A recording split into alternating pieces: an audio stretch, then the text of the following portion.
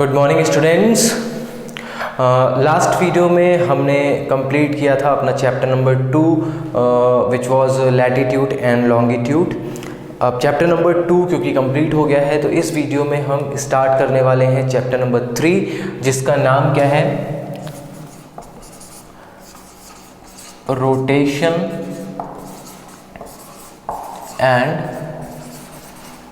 Revolution. ठीक है, rotation and revolution. Rotation and revolution basically क्या है, ये दो तरह के मूवमेंट हैं जो हमारी अर्थ प्रैक्टिस करती है। ठीक है, अर्थ प्रैक्टिस करती है सोलर सिस्टम में। रोटेशन बेसिकली क्या होता है, अपने एक्सिस पर, ऑन इट्स ओन एक्सिस जब अर्थ मूवमेंट करती है उसको हम बोलते हैं रोटेशन। और जब अर्थ मूवमेंट करती है अराउंड द सन के चारों तरफ मूवमेंट जो होता है अर्थ का, उसको हम बोलते हैं रेवोल्यूशन।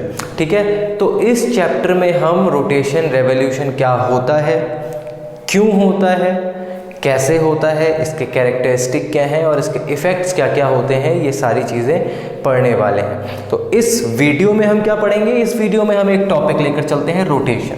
रोटेशन के बारे में हम इस वीडियो में पढ़ने वाले हैं। ठीक है, रोटेशन। रोटेशन क्या होता है, इसकी डेफिनेशन आप कैसे लिखेंगे, the spin off the earth on its own axis.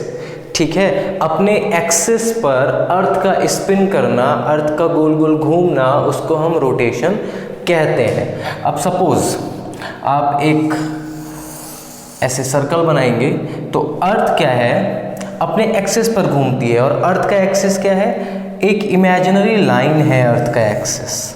ठीक है, जो कि टिल्ट है। कितना टिल्ट है, अगर हम इसको इस तरफ इक्वल डिवाइड करेंगे तो यहाँ पर 23.5 डिग्री का एंगल बनेगा। ठीक है, 23.5 डिग्री का एंगल यहाँ पर बनेगा। और जब हम इसको इधर से डिवाइड करेंगे तो इधर बनेगा हमारा 66.5 डिग्री का एंगल। तो हमारी जो अर्थ है वो टिल्ट है। कितना टिल्ट है, 23.5 डिग्री अपने एक्सेस पर टिल्ट है। और इसी एक्सेस पर हमारी अर्थ घूमती है। ठीक है, कैसे घूमती है, वेस्ट से ईस्ट की तरफ घूमती है। ठीक है, वेस्ट से ईस्ट की तरफ, फ्रॉम वेस्ट टू ईस्ट इसका रोटेशन होता है। और ये एक्सेस, ध्यान रखिएगा, ये एक्सेस एक्चुअल में नहीं होता है, ये एक इमेजिनरी लाइन है। लेकिन फिर भी अगर आपको देखना है तो आप चेकआउट कर सकते हैं ग्लोब। ग्लोब जब बनाया जाता है तो जाहिर सी बात है, अब अर्थ की तरह हवा में तो लटकता नहीं है वो, उसका एक 3D मॉडल बनाया जाता है। तो उसको टिल्ट दिखाने के लिए उसके बीच से एक रॉड डाल दी जाती है। ठीक है, और इस रॉड को एकदम सेंटर से पास थ्रू किया जाता है। इसके सेंटर से होकर ये रॉड एक तरफ से दूसरी तरफ जाती है। तो इसके दो एंड जो हैं, एक ये एंड और एक ये एंड। तो जो ऊपर वाला एंड है इसको हम बोलते हैं नॉर्थ पोल, और जो नीचे वाला एंड है इसको हम बोलते हैं साउथ पोल। ठीक है, तो ये तो बात हो गई हमारा टिल्ट कितना है अर्थ का, उसका एक्सेस, उसका डायरेक्शन, और जो एंड है उनको नॉर्थ पोल और साउथ पोल कहा जाता है। नाउ नेक्स्ट टॉपिक हमारा आता है, हेडिंग डाल लीजिए, characteristics of rotation. Characteristic of rotation में जो पहला हमारा आएगा वो आएगा डायरेक्शन। देखिए, जब भी आप किसी को बताएंगे अर्थ अपने एक्सिस पर रोटेट करती है तो वो पूछेगा कि भाई अच्छा रोटेट करती है, किस डायरेक्शन में करती है, किधर से किधर की तरफ करती है। तो आप क्या बताएंगे, west to east. West to east करती है। कितने समय में करती है, तो रफली कोई भी इंसान कहता है कि एक रोटेशन 24 आवर्स में कंप्लीट हो जाता है।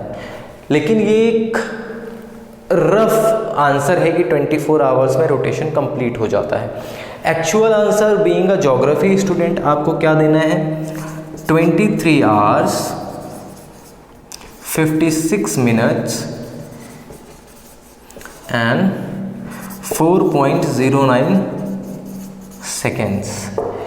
ये एक 23 आवर्स 56 मिनट 4.09 सेकेंड का एक्यूरेट टाइम ड्यूरेशन है जो एक रोटेशन को पूरा होने में लगता है, लेकिन रफली हम इसको 24 आवर्स कह देते हैं बोलचाल की लैंग्वेज में। सेकेंड लिखिए हमारा इंक्लिनेशन ऑफ एक्सिस।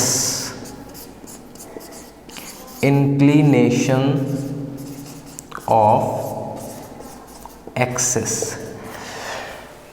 अब जब आप बताएंगे कि अर्थ अपने एक्सिस पर रोटेट कर रही है और अर्थ थोड़ा सा टिल्ट है, वो एकदम सीधी नहीं है, तो कोई पूछेगा अच्छा किस तरफ झुकी हुई है, तो आप क्या बताएंगे, उसका इंक्लिनेशन किस तरफ है, तो आप बता देंगे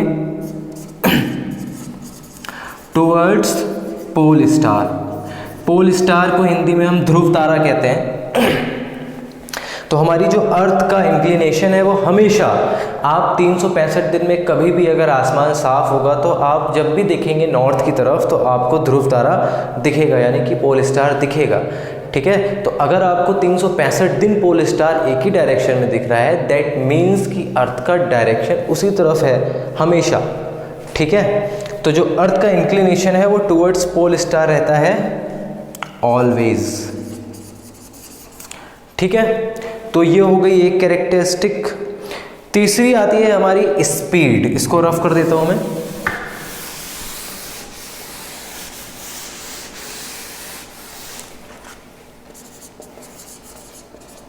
अगेन ये भी क्यूरियोसिटी हो सकती है कि भाई आपने बता दिया वेस्ट टू ईस्ट है, आपने बता दिया 23 घंटे 56 मिनट और 4 सेकेंड 4.9 सेकेंड में पूरा करती है, आपने बहुत कुछ बता दिया। पूछेगा अच्छा कितनी स्पीड है, आखिर हमें पता तो नहीं चल रहा है कि घूम रही है, हम तो जहाँ थे वहीं हैं, हमें कुछ समझ ही में नहीं आ रहा है। तो आप बताओगे कि स्पीड कितनी होती है, कितनी होती है 1660 किलोमीटर पर आवर। ठीक है, अब देखिए अर्थ का जो इक्वेटर पे सर्कमफ्रेंस है वो है हमारा 40077। ठीक है, 40077 ये है हमारा सर्कमफ्रेंस ऑफ द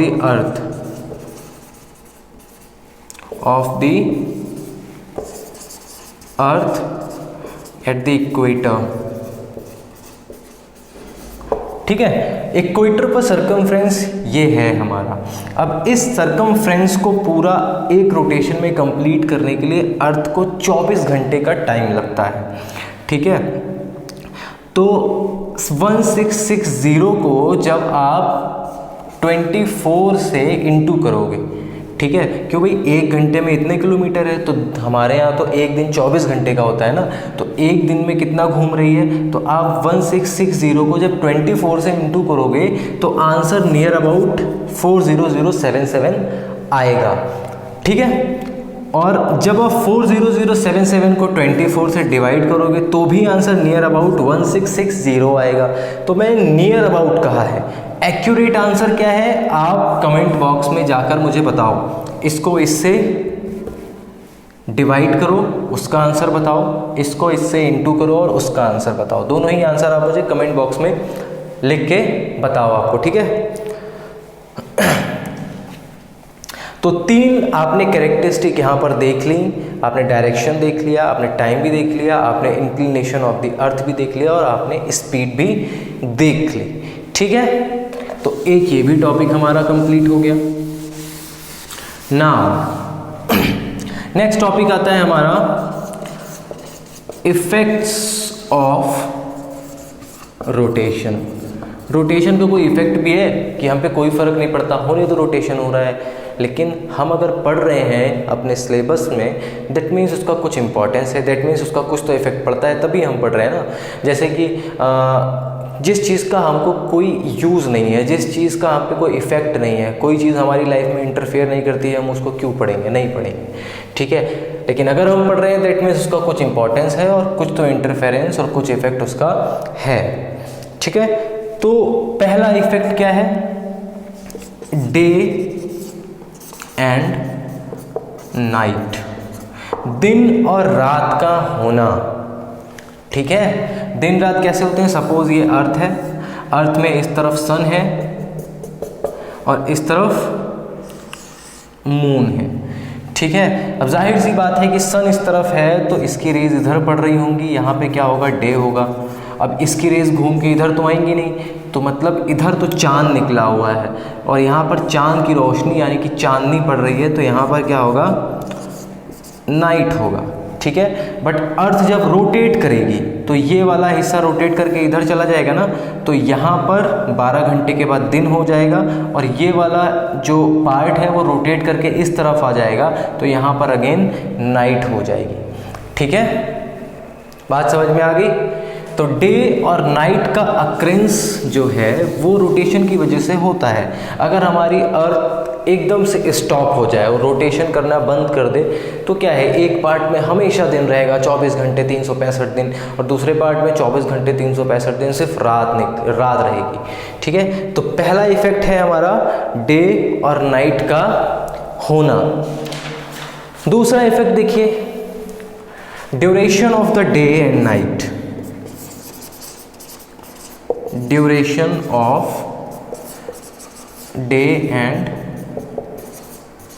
नाइट।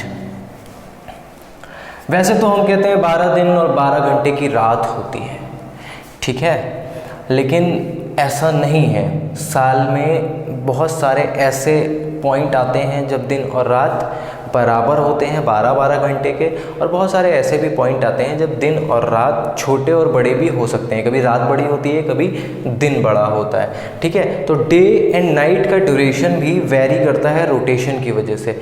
ठीक है, और रोटेशन जैसे कि मान लीजिए ये है, ये हमारी अर्थ है, ठीक है, ये सन है, इधर तो वर्टिकल रेज हैं, इधर देखिए रेज कितना एंगल बना रही है, इधर भी रेज बहुत एंगल बना रही है। ठीक है, तो जब कभी भी अर्थ रोटेट करेगी तो जो दूर वाले हिस्से हैं वहाँ का दिन छोटा होगा। देखिए इक्वेटर पे दिन जो है वो बहुत ज़्यादा बड़ा होगा, क्यों, सन की रेज वर्टिकल है। जैसे जैसे हम पोल्स की तरफ जाएंगे ड्यूरेशन क्या होगा, दिन का ड्यूरेशन कम होता जाएगा।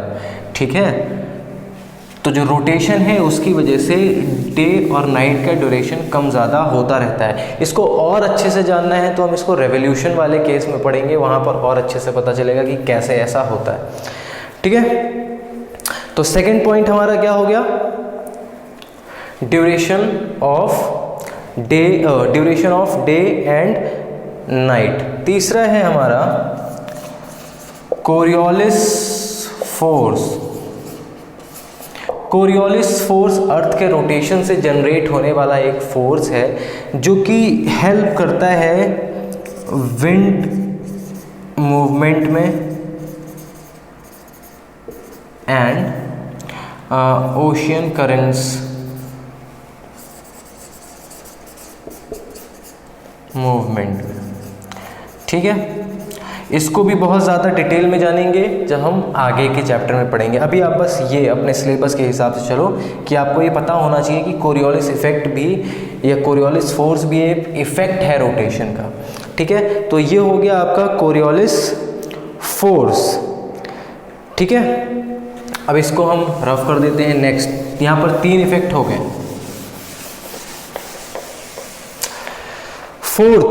फोर्थ नंबर पे आएगा हमारा moon, sun, stars.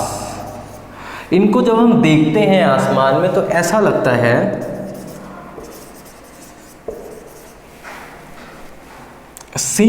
it seems to move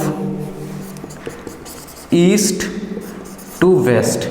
जब हम इनको आसमान में देखते हैं तो हमें ऐसा लगता है कि सूरज ईस्ट से राइज हो रहा है और फिर उसके बाद वेस्ट में जाके सेट हो जाता है, सनसेट हो जाता है। मून भी ऐसे ही लगता है, स्टार्स भी ऐसे ही लगते हैं। ऐसा क्यों लगता है? ऐसा सिर्फ इसलिए लगता है क्योंकि अर्थ हमारी वेस्ट टू ईस्ट मूव कर रही है। ठीक है, तो जब ईस्ट की तरफ मूव करेगी तो जाहिर सी बात है जब सूरज सामने से निकल के आएगा तो वो ईस्ट की तरफ से ही राइज होता हुआ दिखेगा।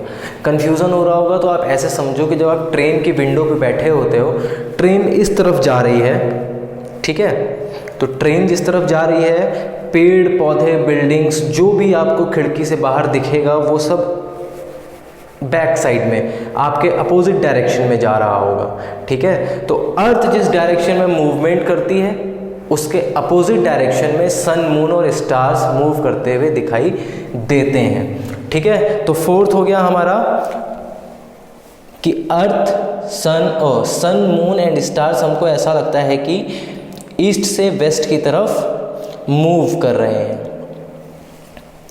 नेक्स्ट आएगा हमारा